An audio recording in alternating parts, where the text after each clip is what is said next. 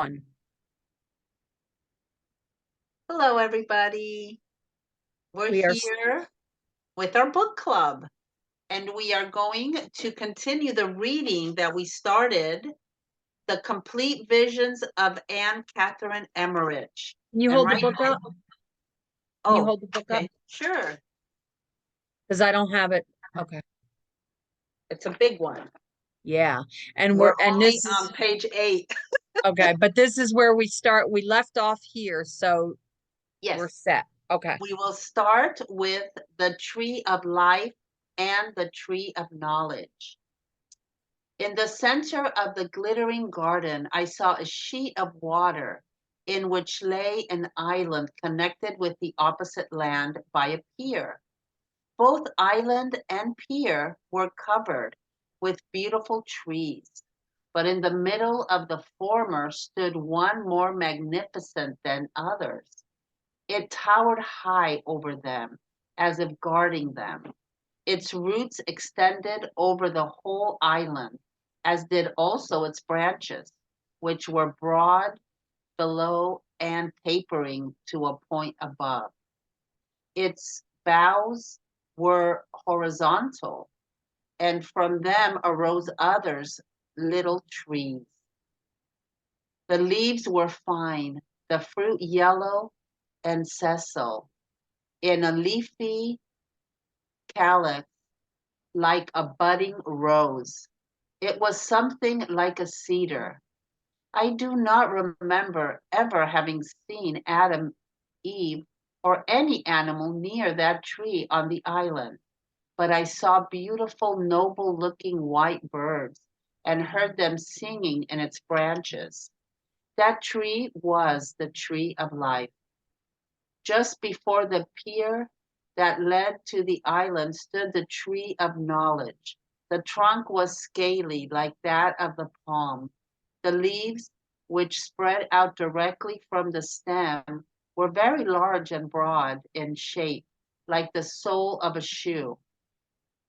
Hidden in the forepart of the leaves hung a fruit clustering in fives, one in front and four around the stem. The yellow fruit had something of the shape of an apple, though more of the nature of a pear or fig. It had 5 ribs uniting in a little cavity. It was pulpy like a fig inside, of the color of brown sugar, and streaked with blood red vines. The tree was broader above than below, and its branches struck deep roots into the ground. I see a species of this tree still in warm countries. Its branches throw down shoots to the earth where they root and rise as new trunks. These in turn send forth branches, and so one such tree often covers a large tract of country. Whole families dwell under the dense foliage.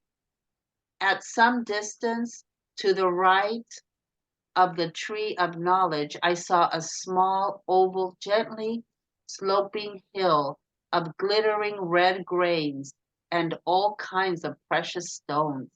It was terraced with crystals. Around it were slender trees just high enough to intercept the view. Plants and herbs grew around it, and they, like the trees, bore colored blossoms and nutritious fruits. At some distance to the left of the tree of knowledge, I saw a slope, a little dale. It looked like soft clay or like mist, and it was covered with tiny white flowers and pollen. Here, too, were various kinds of vegetation, but all colorless, more like pollen than fruit. It seemed as if these two, the hill and the dale, bore some reference to each other, as if the hill had been taken out of dale, or as something from the former was to be transplanted into the later. They were to each other what the seed is to the field. Both seemed to be holy, and I saw that both but especially the hill, shone with light. Between them and the tree of knowledge arose different kinds of trees and bushes. They were all like everything else in nature, transparent as if formed of light. These two places were the abodes of our first parents. The tree of knowledge separated them. I think that God, after the creation of Eve, pointed out those places to them. I saw that Adam and Eve were little together at first. I saw them perfectly free from passion, each in a separate abode. The animals were indescribably noble looking and resplendent, and they served Adam and Eve. All had, according to their kind, certain retreats, abodes, and walks apart. The different spheres contained in themselves some great mystery of the divine law, and all were connected with one another. Wow, that was good. So this next thing says sin and its consequences. The fall.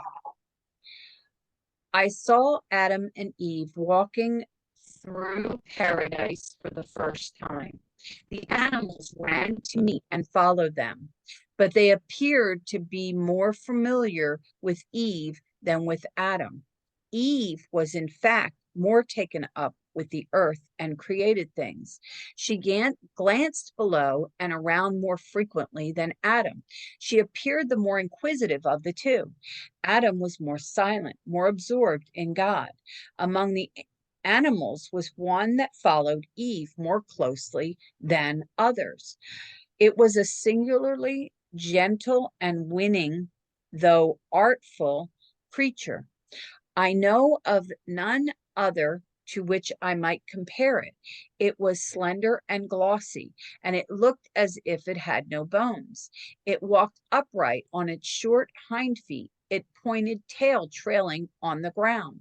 Near the head, which was round with a face exceedingly shrewd, it had little short paws, and its wily tongue was ever in motion. The color of the neck, breast, and under part of the body was pale yellow, and down the back it was a mottled brown, very much the same as an eel. It was about as tall as a child of 10 years. It was constantly around Eve, and so coaxing and so coaxing and intelligent, so nimble and supple that she took great delight in it. But to me, there was something horrible about it.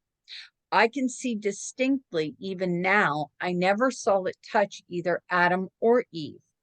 Before the fall, the distance between man and the lower animals was great, and I never saw the first human beings touch any of them.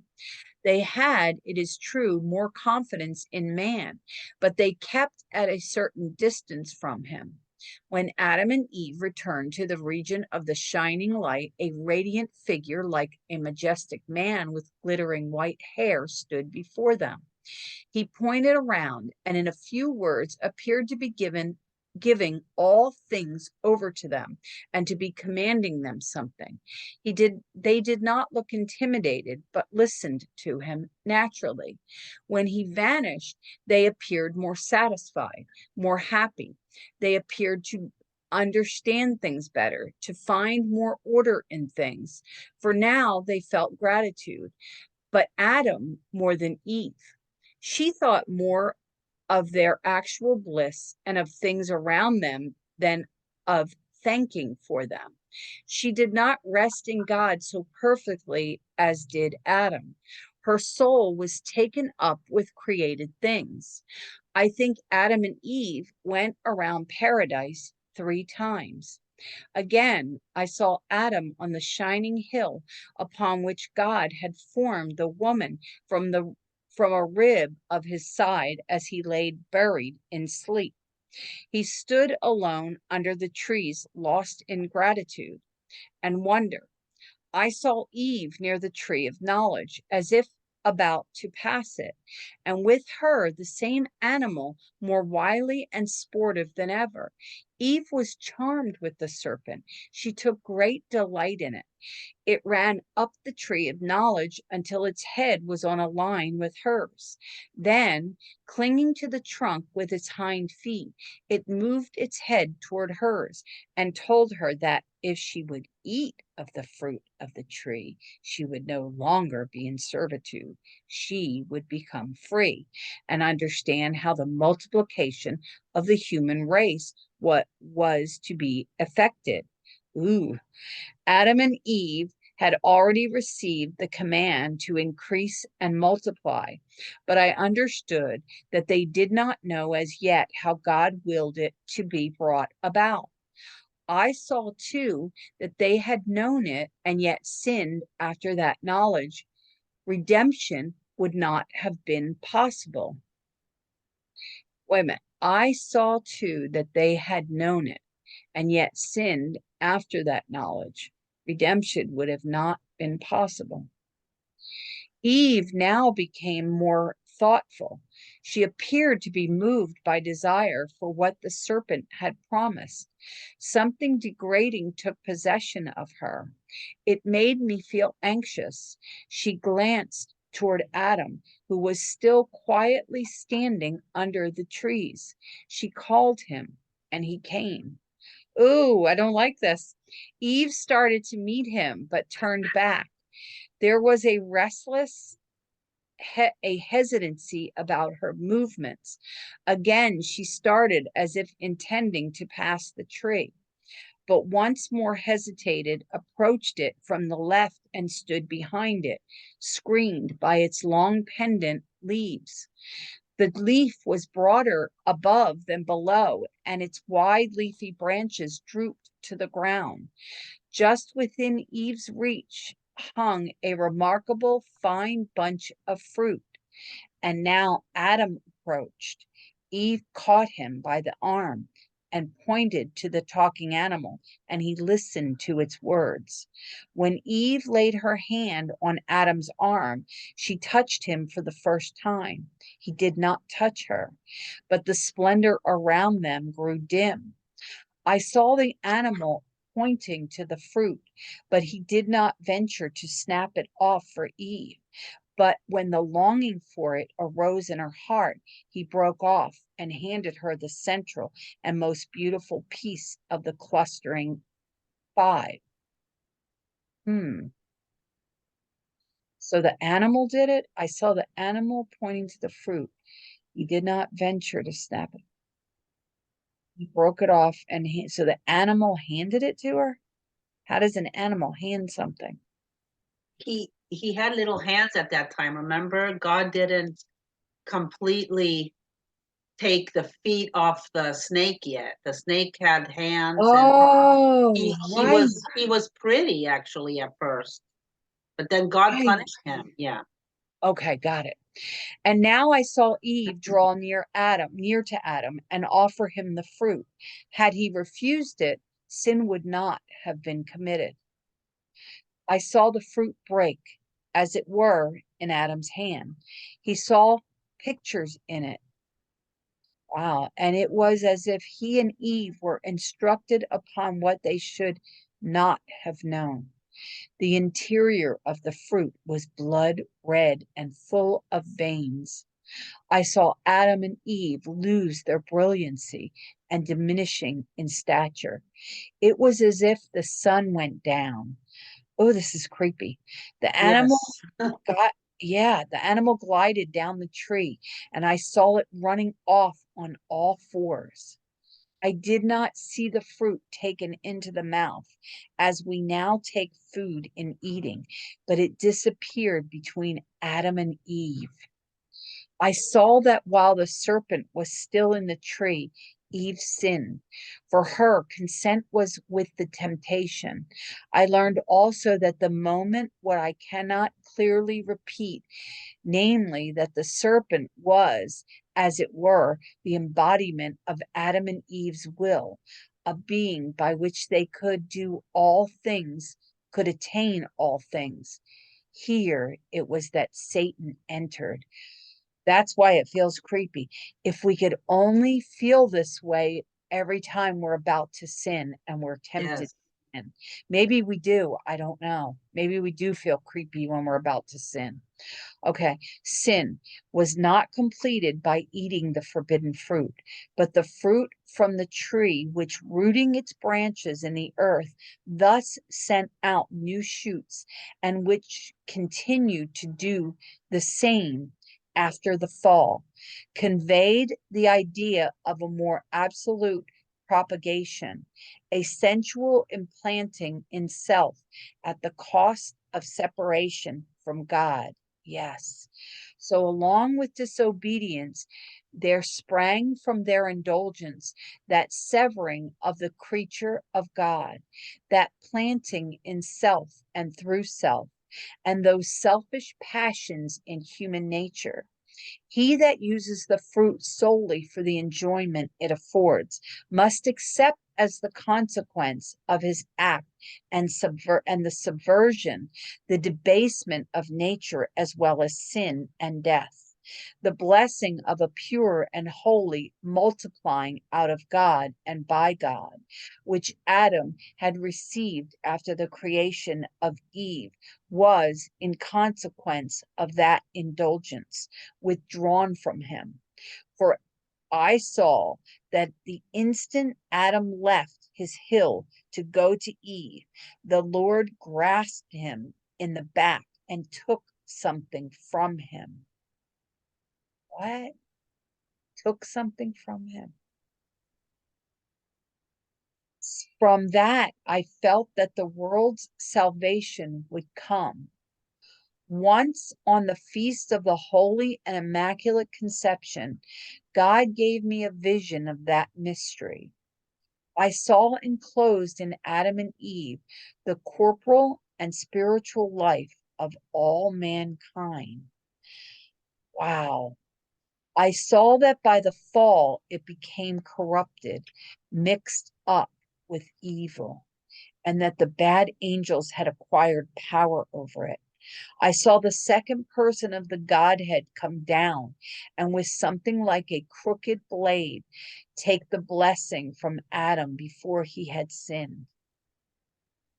So the second Godhead person came down and with something like a crooked blade take the blessing from Adam before he had sinned.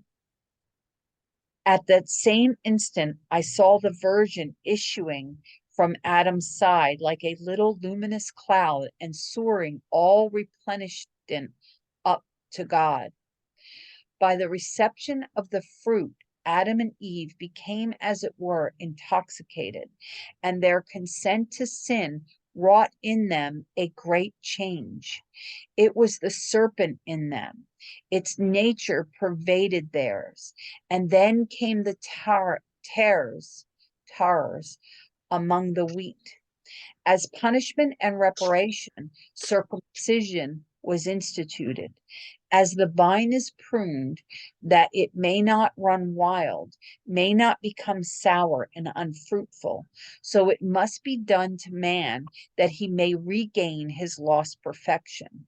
Once, when the reparation of the fall was shown me in symbolic pictures, I saw Eve in the act of issuing from Adam's side, and even then stretching out her neck after the forbidden fruit. She ran quickly to the tree and clasped it in her arms.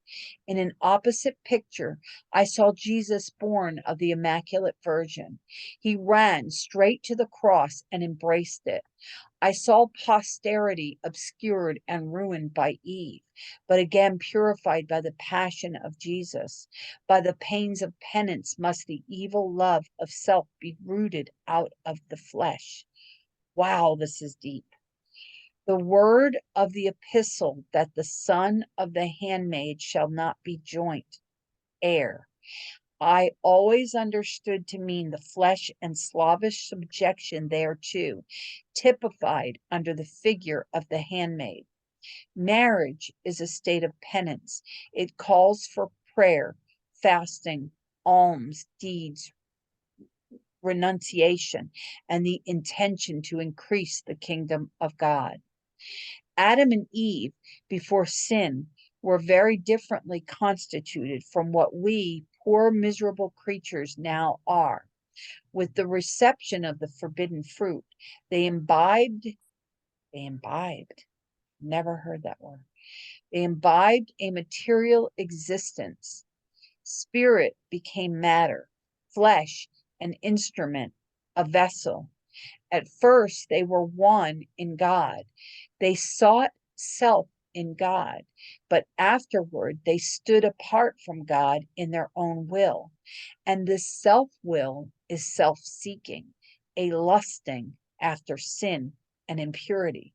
By eating the forbidden fruit, man turned away from his creator. It was as if he drew creation into himself. All creative power, operations, and attributes, their commingling with one another and with all nature, became in man material things of different forms and functions.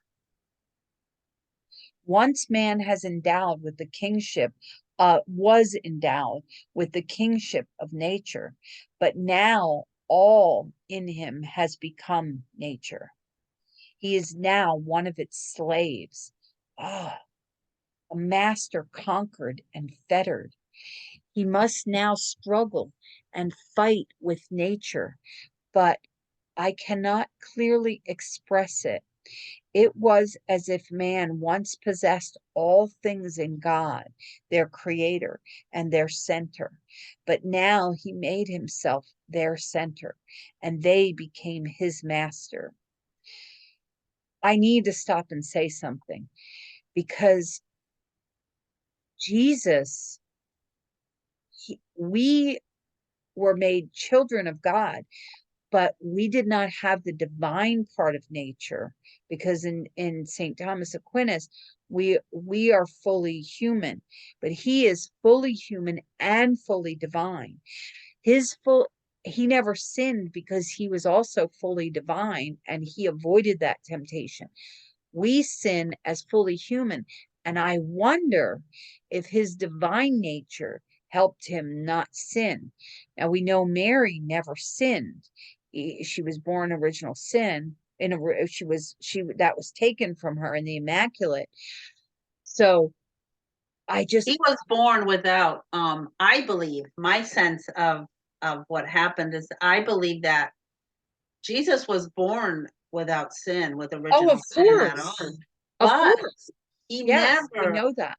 his divine nature, he was 100% divine, 100% human, but his divine nature, he never drew upon it because he wanted his Right. whole human existence. God wanted the human existence of everything we felt and wanted to completely. That's why he was able to learn from Mary and from Joseph. And that's why Well, the because he fact never drew on that divine, the passion. He felt it. He never drew Well, you're on the right. divine. You're right because That's the what I fact think. you're right because when you think about it, the fact that he went into the desert for 40 days, he it was they said he did have human feelings to be tempted. That's why he came into the world to have human feelings. He felt human pain and all that. So you're right. You're right. He the He never divine drew on that divine. It was there always, but he never but drew he on it. never drew on it. Okay, that's important to realize. Okay, I'm sorry. Let's Oh no, continue. it's okay. I just that was getting mixed up in my mind. I had to think about it. This is It's very so deep. powerful. The Yeah, reading and this what is she very saw deep. is Yeah, very awesome because it also helps us to it does. understand a little bit because she It was does. human. So what she saw is kind of like what we would have seen if we had a vision, But which it's we just a haven't. little bit creepy. I feel like I shouldn't be seeing it or something. It scares me a little bit. I don't know why, but it feels uncomfortable. Okay, so let's continue. It's just very deep, so maybe that's why. It's Well, just we don't have because to read it if you don't no, want to, I because want to. it's gonna get No, deeper. It's no, no, gonna get no, deeper. no, no, no, no. The church is reading this, so it's okay. But I Okay. think it's just the fact that Yeah. sin makes us uncomfortable. And I think that's what I'm seeing here. I'm seeing their sin, and it's making me realize sin makes us uncomfortable. That's why we have disorders. That's why things are called, we become disordered from sin. And I'm feeling that, Okay, let's continue. I saw the interior, the organs of man, as if in the flesh, in corporal, cor- corruptible images of creatures. Let's try to say that 3 times. As well as their relations with one another. Wait, I saw the interior, the organs of man, as if in the flesh, in cor- corruptible images of creatures, as well as their relations with one another, from the stars down to the tiniest living thing. All exert an influence on man. He is connected with all of them. He must act and struggle against them, and from them suffer. But I cannot express it clearly, since I too am a member of the fallen race. Man was created to fill the choirs of the fallen angels.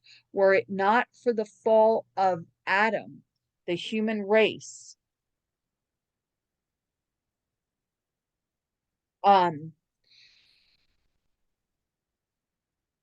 I'm sorry, the human race would not have increased only till the number of fallen angels was reached, and then the world would have come to an end.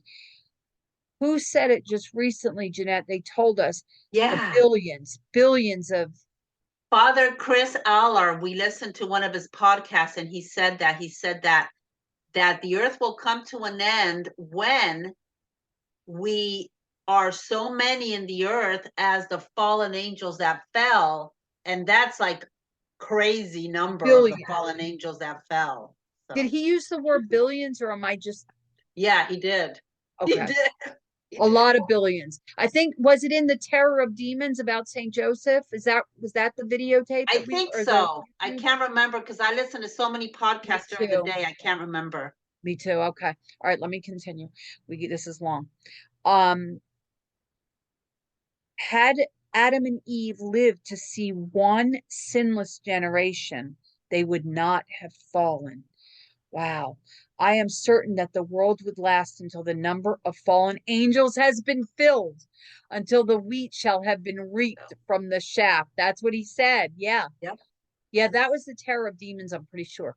Once I had a great and connected vision of sin and the whole plan of redemption.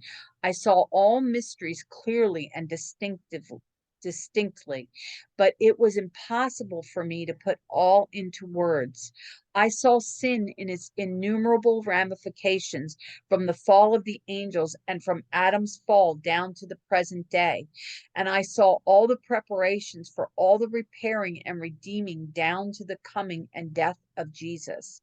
Jesus showed me the extraordinary blending, the intrinsic uncleanness of all creatures, as well as all that he had done from the very beginning for their purification and restoration. At the fall of angels, myriads of bad spirits descended to the earth and into the air. I saw many creatures under the influence of their wrath, possessed by them in many ways. The first man was an image of God. He was like heaven. All was one in him. All was one with him. His form was a reproduction of the divine prototype. He was destined to possess and to enjoy earth and all created things, but holding them from God and giving thanks for them. Man was, however, free. Therefore, he was okay. He was destined to possess and enjoy earth and crew, but holding them from God. Man was, however, free. Therefore, he was subject to trial. Therefore, he was forbidden to eat of the tree of knowledge. Okay, so free will. Jesus had free will. Okay. In the beginning, all was smooth and level. When the little mound, The shining hill upon which Adam stood arose when the white blooming veil by which I saw Eve standing was hollowed out. The corrupter was already near. After the fall, all was changed. All forms of creation were produced in self, dissipated in self. What had been one became many creatures, no longer looking to God alone. Each was concentrated in self. Mankind at first numbered two, then three, and at last they became innumerable. They had been images of God, but after the fall, they became images of self, which images originated in sin. Sin placed them in communication with the fallen angels. Oh, wow.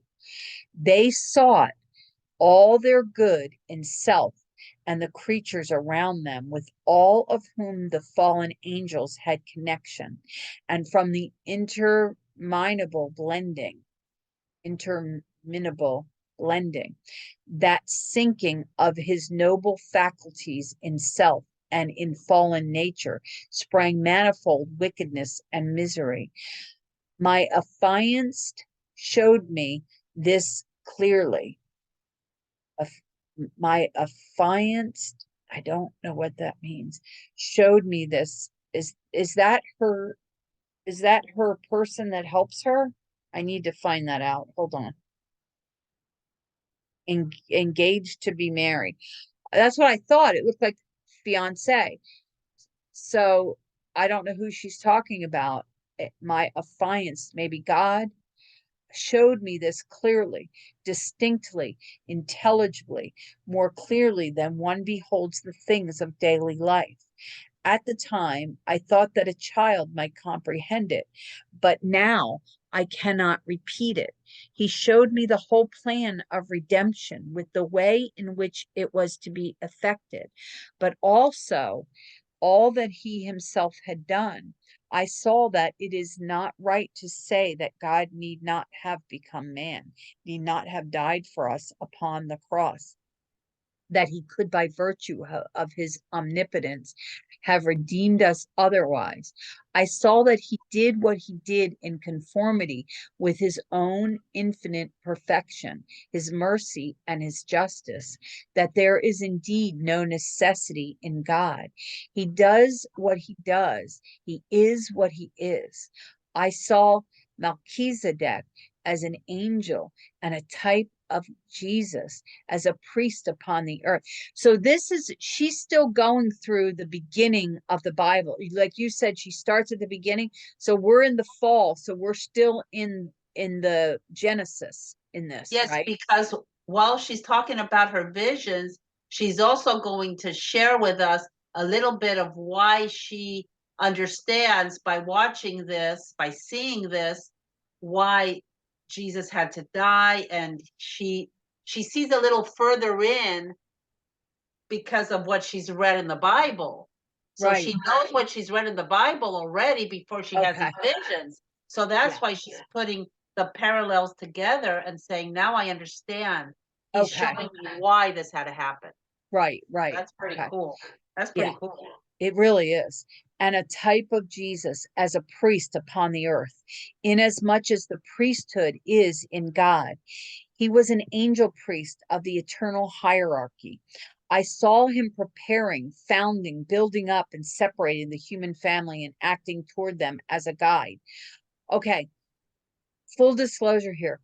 I am sometimes uncomfortable with visions because I'm always afraid of being led astray. And I get a little freaked out by things sometimes, like as far as like the unicorn yesterday, or the first thing. So I get that's a little bit swirling in my head too. I'm uncomfortable with visions a little bit. I usually don't do them, but I feel like I'm being called to read this for some reason, and it's going really deep. So just full disclosure. Sorry about that. Okay. I saw too Enoch and know represented, what they affected on the other side. I saw the ever active empire of hell and the infinitely varied manifestations and effects of an earthly, carnal, diabolical idolatry. Wow. And I saw in these manifestations similar pestiferous forms and figures leading. So it sounds like bugs. Pestiferous sounds like it's bugs. Forms and figures. You have to understand too that in the Bible also there's a lot of, like, Saint Joseph had all those dreams that God talked to him in his dreams. You know, also You're Saint talking to John. someone who has. Remember Saint John? He had all those visions, and God wanted him to write them, and they're in the, Revelation. They're in the Bible. But So Jeanette, God I don't, gives visions. Oh, no, no, I know, but I'm just trying yeah, to help you feel a little more comfortable. And I felt like you for a long time until I started really, really studying the Bible. And but let that me showed tell me you, that God I have speaks to had people in real, visions. but I have had my own. I told you I dreamed about my daughter before I ever even met Well, my that's a second form of husband. a vision. That's a Oh no, I form. know. Oh no, there is more to it that I can't tell you. That's too personal. I because I never would have remembered it, but my mother Yeah, had me do a drawing. I You know that remember. Oh, yeah, you I know remember about your that. Yeah. story. It's But very I can't powerful. tell other people Yeah. because it's too personal. Yeah, I remember it. Yeah, But and see, then that's this why but but when you but the start second thinking that vision, visions make you uncomfortable, remember that. And then, right. But let me explain to you the second vision I had was while I was awake when when I asked God for a sign about something that was very important and he that and literally took my breath away. I walked into a Walmart, I found the picture, I came out, there was a rainbow, there was a bird, and and God was like talking to me. He was telling me, I promise, I promise. And there was a rainbow over the Walmart. That was my most powerful image, my most powerful, because a dream, you could say, well, okay, you just so happen to dream about your daughter and your grandson before they were born. I told you I dreamed when yes, the weekend my grandson was conceived was a Mother's Day weekend, and I dreamed of it that exact weekend when he came into the world. I knew when he came into this universe. So um I knew at conception. That's why I believe in conception and I don't believe in abortion because of all that. But anyway, so so but the most important was that when I had the awake vision, it took my breath away and I was so grateful for it. And then I had the fingers vision. So I've had four full visions in my life. So that's why I think they make me, I know they're okay. real and they scare me because I know they're real, but I don't always believe them because I don't know the person, but I believe this because the church has approved it. Yes. That's all I'm saying. Okay, Okay. let's get moving. Okay. So pestiferous forms, I'm assuming means bugs and figures leading. So to say by a secret, inborn necessity and by an uninterrupted process of dissolution to sin and corruption. In this manner, I saw sin and the prophetic foreshadowing figures of redemption, which in their way were images of divine power, as man himself in the image of God. All were shown me from Abraham to Moses, from Moses to the prophets. Okay, so she's laying the groundwork now. Also, the way in which they were connected and their reference to similar types in our own day. Thus, for instance, with these visions, the Old Testament was connected. The instruction I received upon the reason priests no longer receive or cure, why it is neither why it is either not in their power or why it is now affected so differently from what it used to be. I saw this gift of the priesthood possessed by the prophets and the signification of the form under which it was exercised was shown to me. I saw, for example, the history of Eliseus given him given giving his staff to Gizi to lay upon the dead child of the Sunamites. In this staff lay spiritually Eliseus' mission and power. It was, as it were, his arm, the prolongation of his arm. And Wow. here, yeah, and here I saw the interior signification and power of the bishop's crozier and a monarch's scepter. It's so weird because when she was saying this, I was seeing uh what's his name? Moses with that staff that he hit the rock, remember? And Yes. the water came Yes. out.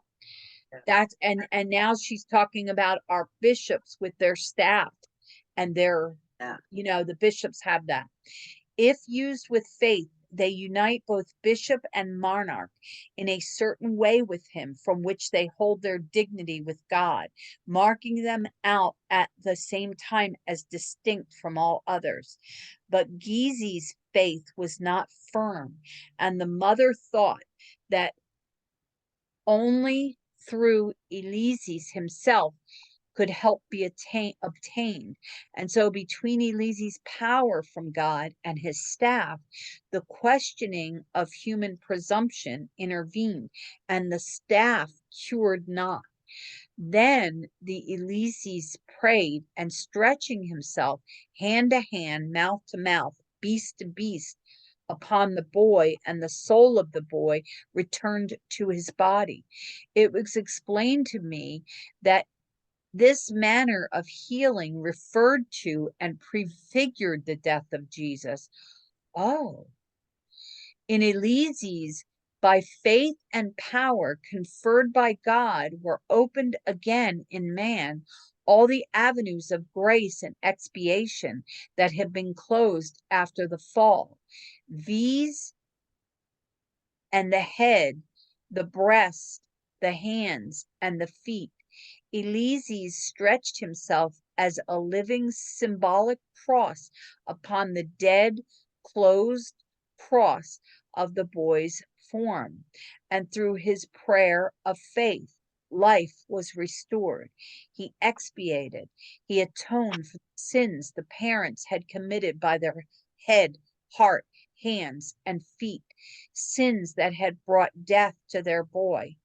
Side by side with the above, I saw pictures of the wounds of Jesus and of his death upon the cross, by which I traced the harmony between Jesus and his prophet. Since the crucifixion of Jesus, the gift of healing and repairing has existed in full measure among the priests of his church and in general among faithful Christians. For in the same proportion as we live in him and are crucified with him are those avenues of grace, his sacred wounds open to us. Okay, I have to stop and ask you a question. Like you said, one of the reasons why I might be having a little bit of a confusion in this, I have read the whole Bible of the 14 narrative ones through Jeff Caven's Bible study. So that's I read the whole Bible pieces, just the narrative. I haven't read some of because this The name, story of Elise's. yes, that's what I was going to ask Yeah. you. Yeah. I just Where is faintly, it? it is in the Bible, but I just faintly, but it's not described like she said it. It's described a little differently because remember, she's having the vision. So she sees it a little bit different than how it's But written. this isn't Elijah she's talking about, No, right? And no, Elisha. no, no. Okay, so that's where I'm Yeah. getting confused. Yeah, we have to look it up after. Let's look I'm gonna look it up because I let's don't look that remember up. it exactly. So I Okay. like to see how Okay, it's good. exactly in the Bible, and Good then I can because say, okay, so that's how she saw it, but this let's is do that. how it's in the Bible. So we Good. can do that. Yeah. And and if we had more time today, we could pause this, we could look it up and then restart the Yeah. recording. We don't have Actually, time. No, you have a We thing at can. We you have a can thing at because 8:30. it's at 8:15 to 10, and they let me know when they're on their way, and they haven't let me know yet. Okay, so let's continue to read. If we have time, At the end. we'll make a second video if we have to, an addendum to this one if we have to. Okay. Okay, Yeah. so Yeah. let's go. Or else we can look it up at the end because it's almost Right, over. right. Oh, it is. Okay. It was all explained by the staff of Eliseus, which symbolized the hand. Wait, I got to go up to the top. Since the crucifixion of Jesus, the gift of healing and repairing has existed in full measure among the priests of his church and in general among faithful Christians. For in the same proportion as we live in him and are crucified with him, are those avenues of grace. His sacred wounds opened to us. I learned many things of the imposition of hands, the efficacy of a benediction, and the influence exerted by the hand. Even at a distance, it was all explained by the staff of Eliseus, which symbolized the hand. That priests of the present day so seldom cure and bless was shown to me in an example significant to that conformity to Jesus upon which depends all such effects. I saw 3 artists making figures of wax. The first used beautiful white wax, and he was both skillful and intelligent. Excuse me, but he was self-conceited. The image of Christ was not in him, and his work was of no value. Artists need to pray before they do their work, so demons don't come in. The second used wax, not so white as that of the first, and his indolence and self-will spoiled all. He did nothing at all. The third was awkward and unskilled, but he worked away in his simplicity and with great diligence on common yellow wax. His work was excellent, a speaking likeness. Although the features were coarse, I saw renowned preachers vaunting their worldly wisdom, but effecting nothing, while many a poor unlettered man exercises by the priestly power alone the gift of healing and blessing. It seemed to me, while all this was shown to me, that I was in school. My uh, my a affianced, it's like it's fiance, but it means that my affianced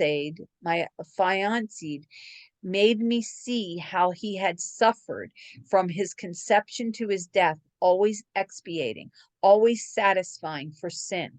I saw this in distinct visions of his life. I saw too that by the prayer and the offerings of sufferings for others, many souls that have done no good upon earth may be converted and saved at the hour of death. I saw also that the apostles were sent over the greater part of the earth to crush the power of Satan and to scatter benedictions. It was just those regions into which they went that had been most thoroughly infected by the evil one. Jesus, by his perfect atonement, acquired that power against Satan for such as had received or such as had would receive his Holy Spirit, and he secured it to them forever. I was given to understand that the power to withdraw various regions of the earth from Satan's dominion by means of a blessing is signified by the words, "Ye are the salt of the earth." For the same reason is salt by one of the ingredients of holy water. That's what Taylor Marshall always says. You are the salt of the earth. I too saw too in this vision that the punctile wow. I saw too in this vision that the punctilios of sensual worldly life are most scrupulously observed. I saw the malediction following the reversed blessing. I saw the pretended miracles in the kingdom of Satan. I saw the worship of nature, superstition, magic, mesmerism, worldly arts and sciences, and all the means employed to smooth death over, to make sin attractive, to lull the conscience, are practiced with rigorous exactitude, even with fanaticism, by the very men who regard the ceremonies of the Holy Church as superstitious forms for which any other may be indifferently substituted. And yet these men subject their whole life and all their actions to certain ceremonious observances. It is only of the kingdom of the God man that they make no account. The world is served with perfection, but the service of God is shamefully neglected. So is that the end? Oh, thank God, because that was very powerful. Yes. Wow. And I'm So, here making rosaries as you're reading. so yeah. So do we have time to pause it and go look that up? Yes. Okay, Yes. so let me pause it. Pause recording. No. Okay, we looked it up and I was right. It is Elisha, also spelled the spelling that Emmerich is Saint Cat, is she saint yet? She's a Saint Cat, blessed. She's Blessed blessed Catherine Catherine. Emmerich. Yeah, She she is calls using a him different spelling. Elysius, but it's He's, let me just tell this part. He's an Israelite prophet, the pupil of Elijah, and is also successor. He instigated and directed the revolt against the house of Omrah, which is marked in the bloodbath of the Jezreel, in which King Ahab of Israel and his family were slaughtered. So, so go ahead and tell me the part you were saying about a lot when he asked well, about the powers. why don't you pause it real quick and look it up so we can read it exactly how it's in the Bible. Okay, all right, let me pause. Guess he didn't have. Okay, so we looked it up, and because Jeanette and I both were getting the sense this was about Elijah and Elisha, and we found out it is. And so we found it's in 2 Kings chapter 2, 2 Kings 2, and Jeanette was saying it's about the power. She remembered about the mantle and the power. And that's what I remember, because in when we read the narrative books, I remember reading this in my the 14 narratives that we read for Jeff Caven's Bible program. Okay, so Elisha succeeds Elijah. This is by the way on the Catholic bishops. You could just look up their Bible right here, and you go to books of the Bible, and then it takes you to the list. And I chose uh 2 Kings, and so now we're at 2 Kings 2. Elisha succeeds Elijah. Elijah took his mantle, rolled up, and struck the water. It divided, and the two of them crossed over dry ground. When they crossed over, Elijah said to Elisha, "Request whatever I might do for you before I am taken up for you." Elisha answered, "May I receive a double portion of your spirit?" I think what he's saying is a double portion of your power. Yes. Um, yeah. So he replied, "You have asked something that is not easy. Still, if you see me taken up from you, your wish will be granted, otherwise not." So well, that's not a good answer. As they walked on, still conversing, a fiery chariot, yep, here it is. The fiery horses came between the two of them, and Elijah went up to heaven in a whirlwind. And Elisha saw it happen. He cried out, my father, Israel's chariot and steeds. Then he saw him no longer. He gripped his own garment and tore it in two. This is what you were talking about, Jeanette, and picked up the mantle which had fallen from Elijah. And he went back and stood at the bank of the Jordan. Wielding the mantle which had fallen from Elijah, he struck the water and said, "The Lord, the God of Elijah, Where is he now? He struck the water, it divided, and he crossed over. And then Elisha's journey started. Yes. And after this is when he does his miracles, and they're going to be even Right. greater. They're going to be double the portion of what Elijah did. But he Right. was the one that at the very start wanted to follow Elijah, but he said, I need to Mhm. go bury my, I think it was the father, I'm not Yeah. exactly sure who died. Leave And the that's dead to where their he dead. says, yeah, let the dead bury the dead. You follow me now. You get your coat and let's go. And do you And that, notice it mirrors everything in the apostles in the it mirror and then even yes, the Moses and yes. Jesus, it mirrors It everything. parallels. The Old and the Parallels. New Testament are Parallels. paralleling. That's why it's so important we study the Old, even though we don't quite understand it. But with the Holy Spirit helping us, we will. Look at us, man. Our hard heads finally is getting it. So yes, So yes, anyway, that's what we wanted to share today. We hope you guys got a lot out of it. Are yes. we ending this with a prayer, this study, this book We club? can if you want. I mean, what Did prayer do you want to end it with? you just said something, but was that for our consecration? I You can't just remember. We're doing so much stuff right now, so many studies, guys. I'm we overwhelmed. okay, so we'll think about it. I think it was for the consecration. I said yes, then let's end it. I think it was consecration. Okay.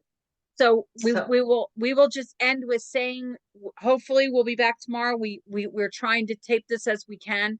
oh, Um tomorrow, guys, we're gonna go see a movie. If you guys are interested, St.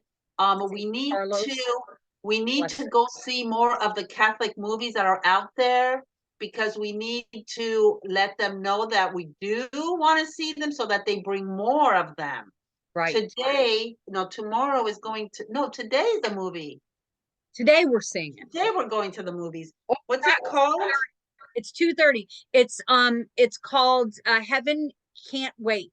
It's about Blessed Carlo Acutis. He's the very first saint to ever touch a computer.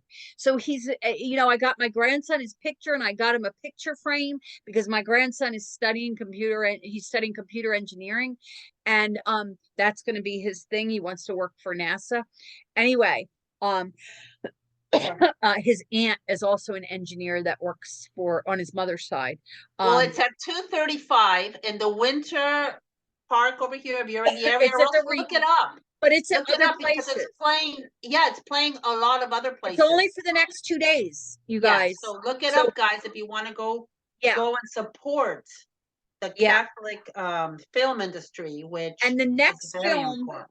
the next film that's Catholic, because the Protestants, we support theirs with the Chosen and all that, but we need Catholic Yeah, ones see, supported. The next Catholic one is the one we're seeing on the 30th, which is his only son, his and it's only son.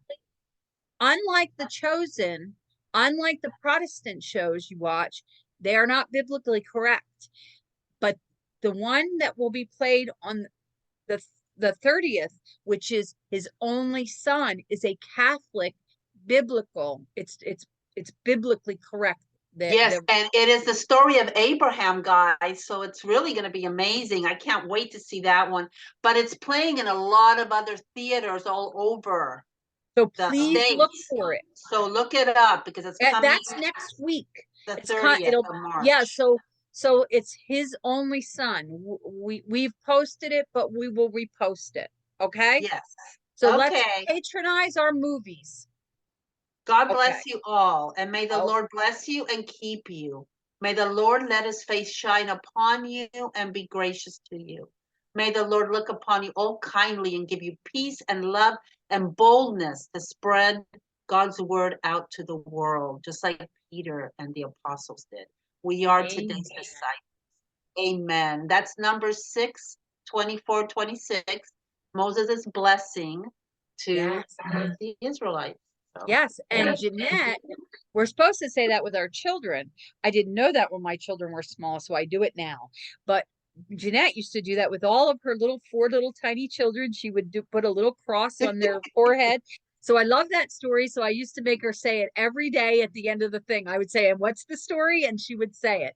So you just got the story. She would do it with all Yeah. her little tiny, or It's four the little, Spanish, also the Spanish, I'm Spanish, I'm from Argentina. So, yeah, we always say, la bendición, dame la bendición, give me the, blessing. yes, yes. So always we did a little blessing on our loved ones. And that is the if you don't realize this, so many Catholics, I think it's like 42% are Catholic of the Hispanics. We have more Hispanics than any. And what's funny is Jeanette is married to an Irishman. So her children are these little tiny half Hispanic, little tiny half Irish. So they're funny and they're passionate and they're fun. They got the mix. Jeanette's kids, man. Your kids got the mix, girl. Yours Mine, too. mine are half Scottish and a little bit Irish, and then because they have a lot of, my second son is funny, but then they also have the Italian, so it's a little bit like Hispanic. We're very expressive, so we got a little bit of y'all in Yes. us too.